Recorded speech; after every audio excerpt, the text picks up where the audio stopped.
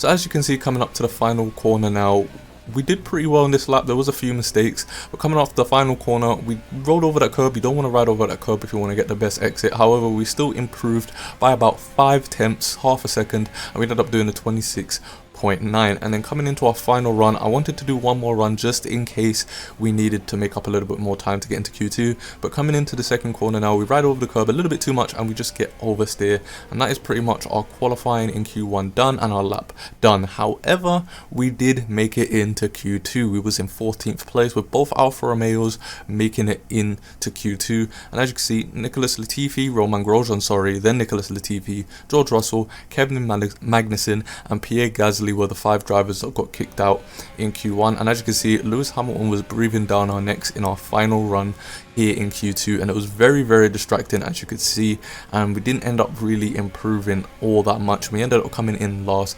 place for Q2, so we're going to be starting the race in P15. So what I'm going to do is I'm going to leave you guys here and we're going to head into the race.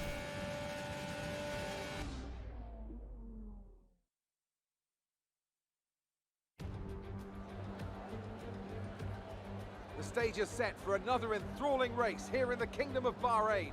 A Ferrari stronghold in years gone by, but will they be able to add to their record today?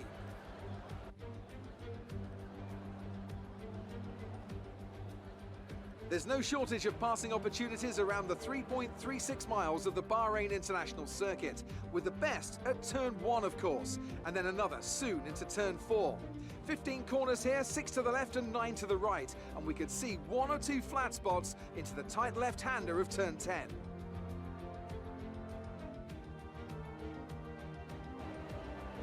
And as always, a man with plenty of racing experience joins me in the commentary box. Today it's Anthony Davidson. Tell me, Ant, you're no stranger to surviving the melee of turn 1. So how do you keep out of trouble when there's so much going on around you? There are 3 main things to worry about there, Crofty. Positioning, awareness and discipline. First, you have to put your car in a bit of space and make sure you have room to react to what the others are doing. Then you have to watch your mirrors and listen to the sounds around you to get a sense of where everyone is. And finally, just don't get too greedy. Just because a gap exists doesn't always mean you should go for it.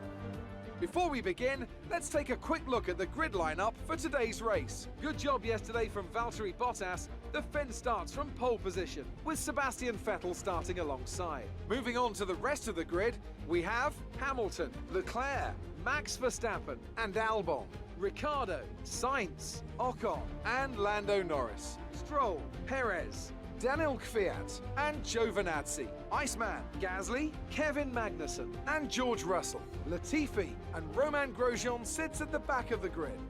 Which of these talented drivers will come out on top today?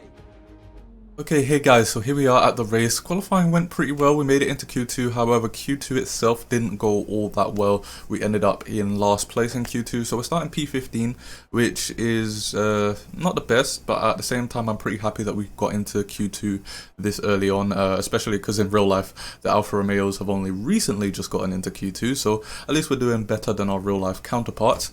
But yeah, this is going to be a longer race. The AI are pretty good around here and the car feels a little bit better than it did in Australia.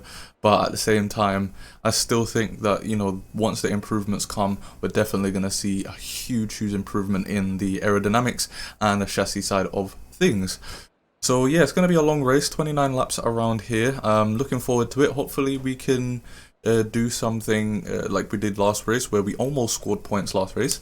The strategy for today's race, we're going to have 31 laps of fuel, so that's 2 laps extra fuel, just in case we need to push. It is a very fuel heavy circuit, especially because of the amount of pushing that we're going to need to do, and we're going to be doing a standard medium to hards. I just don't want to try anything to do with the softs around here. To be honest, the softs are horrible around here, so let's get into the race and see what we can do. I'll see you guys once I've finished the formation lap. Here we go, 4, 5, and 5 lights, and away we go. That was a decent start. We're going to be on the outside of the track though, which isn't favourable around here, but we still get to dive down outside of practically everybody. And look how much positions we made up. We made up 5 positions in a single corner. We are going to have to defend from Ocon here. Can we brake later than him? We can. And there you go. In just a single corner, we went from P15 straight up to P10. Went a little bit squiggly there on the curb. Luckily we didn't get a warning.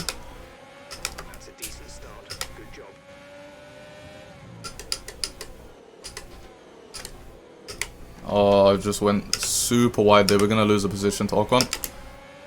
I'm not going to fight that. There's no point. We'll lose too much time. Going to have to be careful going into turn 10 in this race. Hopefully once the pack sort of splits up, it will allow me to make mistakes at turn 10 without having to lose a position. Because right now, with everyone all bunched up, it's going to be pretty punishing if any mistakes are made here. Right, so I'm looking behind me now. Perez is in a racing point, so he is going to be quicker in a straight line. So, my teammate's in the pits. I'm assuming that Antonio got damage going into turn 1 on the first lap, if he's in the pits already, which practically means that his race is now over. Because he's going to be a pit stop behind everybody else with just a single lap done. So it looks like if we're going to salvage anything for the Alfa Romeo team, it's going to have to be through us. And I'm still feeling the same sort of understeery characteristics of the car that I did in Australia. It's not as bad, but it's still there.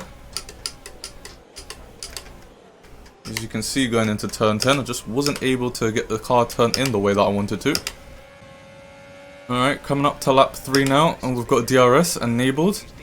I'm gonna let Perez pass me because that's gonna give me DRS.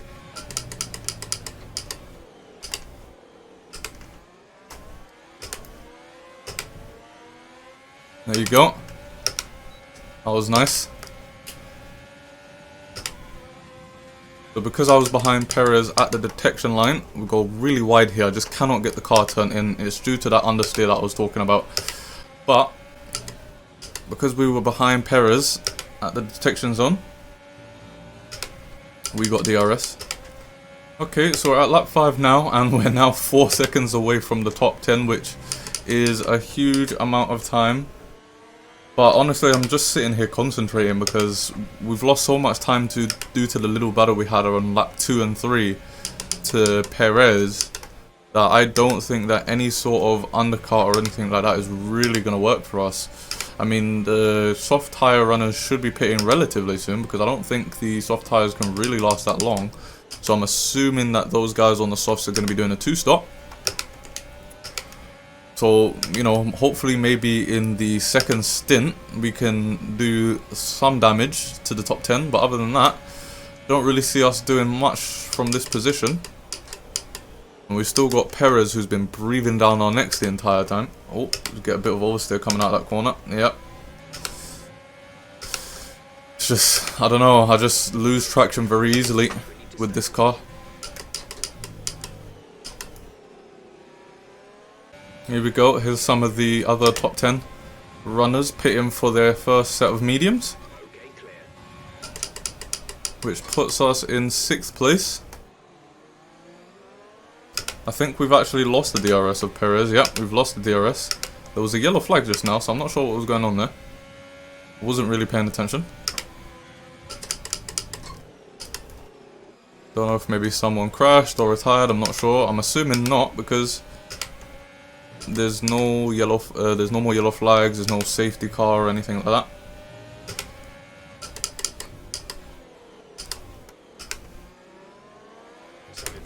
Oh, there we go.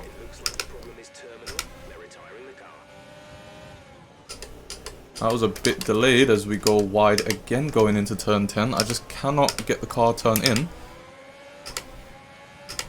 The car's just very understeery through there no matter what we do. Stroll finally manages to get past us, which is a shame. But as you've seen there, Nicholas Latifi, even though that was very delayed, is out of this GP, the first retirement. As we run a little bit wide there. Again, luckily we never got a penalty. Here comes Kafia.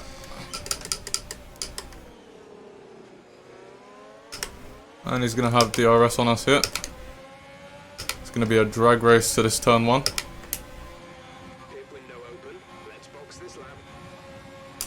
Oh, here comes Vettel. And here comes Hamilton out of the pits. It's just a cluster of cars here right now, as we get oversteer once again and lose a couple of positions. I'm going to try and dive down Stroll's inside here because I want to gain that position back as soon as possible. There we go. That was a good move. Still need to catch back up and overtake Kvyat though. Here we go, Kvyat's not pitting, but we are going to. Managed to get the car slowed down. We broke a little bit too early, I believe. Needed to put a little bit on the throttle, but hopefully the boys give us a good stop.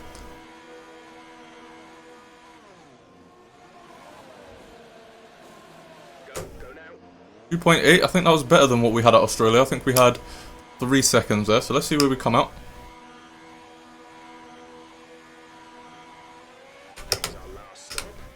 Okay, we're going to be in 15th place for now. But there are people on 2 stops, so we are going to catch back up to them, hopefully once they pit. And we should be in roughly around about 11th place, I assume anyway. Alright guys, so we're at lap 21. I've literally not really been speaking at all through this hard stint. I've just been concentrating. But as you can see, we've pretty much kept Gasly behind us. We're sort of at a stalemate in terms of pace. I think that Gasly is definitely quicker than us in the first half of the track. But coming up to the last half, you know, end of Sector 2, Sector 3, I'm definitely the quicker car through there. So right now it seems as if we're at a sort of stalemate right now.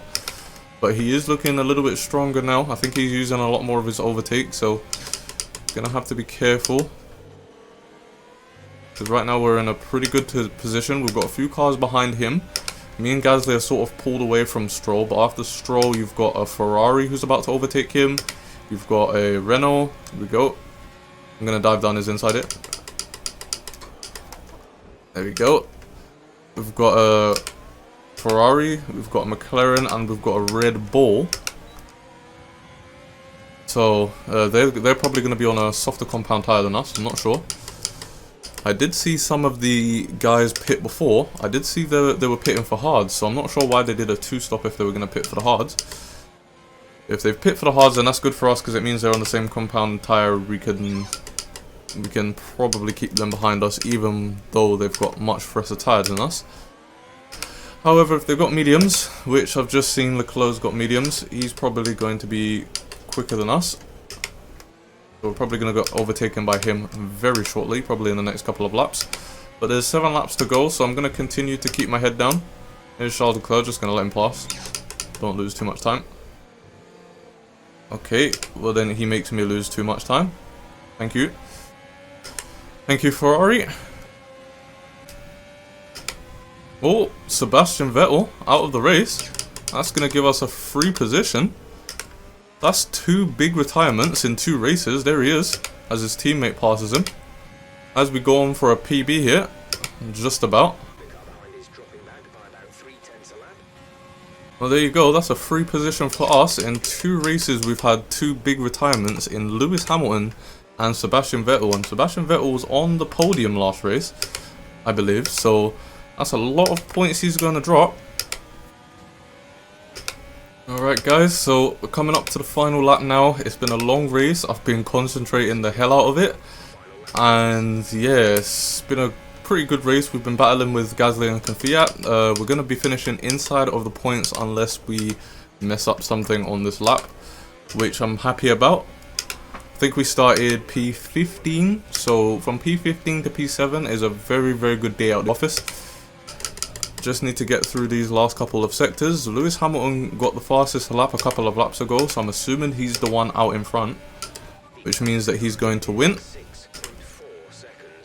And we're going to get some significant amount of points as well. Sadly, our teammate didn't really get a lucky start. As you can see there, Lewis Hamilton did in fact win this race.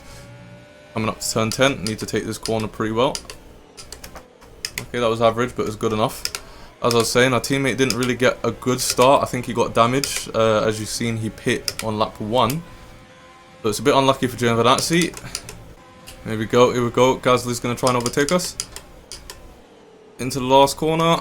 And there we go. Use all the overtake we have left. And here we go, from P15 to P7. Been a pretty good race against the AlphaTauris. That's the end of the race. We'll see you in Parc Fermé.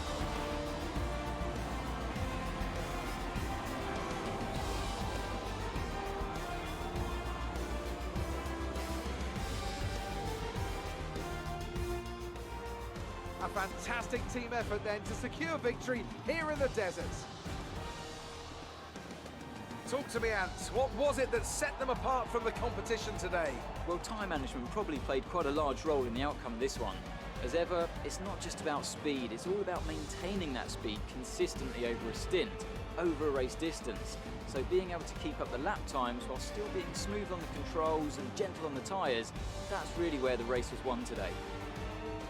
After an excellent performance at the Grand Prix, I'm sure there'll be plenty of celebrations tonight amongst the Mercedes team, and they certainly deserve it.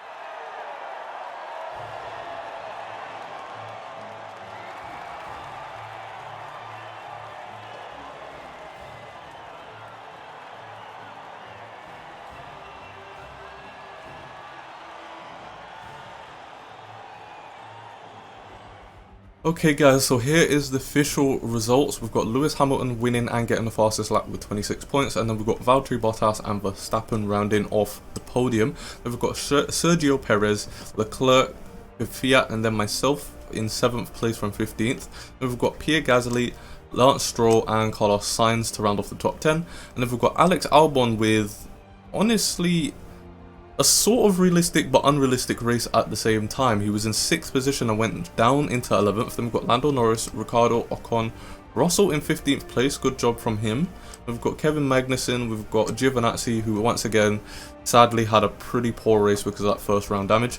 We've got Romain Grosjean, and then the 2 retirements being Nicholas Latifi and Sebastian Vettel. So let's see how that looks in the standings then.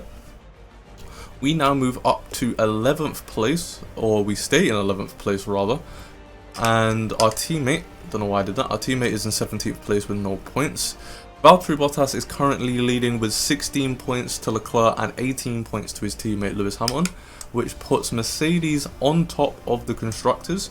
We now secure some points and we surpass Williams, so we need to gain a few more points so that we can really catch up to AlphaTauri, who's probably going to be our main rivals this season. But yeah, what I'm going to do is I'm going to go back into HQ and see if there's anything we need to do. If there is, then I will do that and showcase that to you guys. If not, then I will just do the outro then. Okay guys, so I've just taken a look through some of the stuff that we should be probably looking at, which is like the R&D and stuff like that. And there's no upgrades we can make until some of the other upgrades come in. So I'm not going to be able to spend the R&D points that we gain from the Bahrain GP. So what I'm going to do is I'm going to finish off the video here. So if you liked today's video, make sure to hit the like button and subscribe to the channel. We're almost at 1,000 subscribers, so it'll be pretty cool if we can hit that in the next coming days. And I'll see you guys in my next career mode video.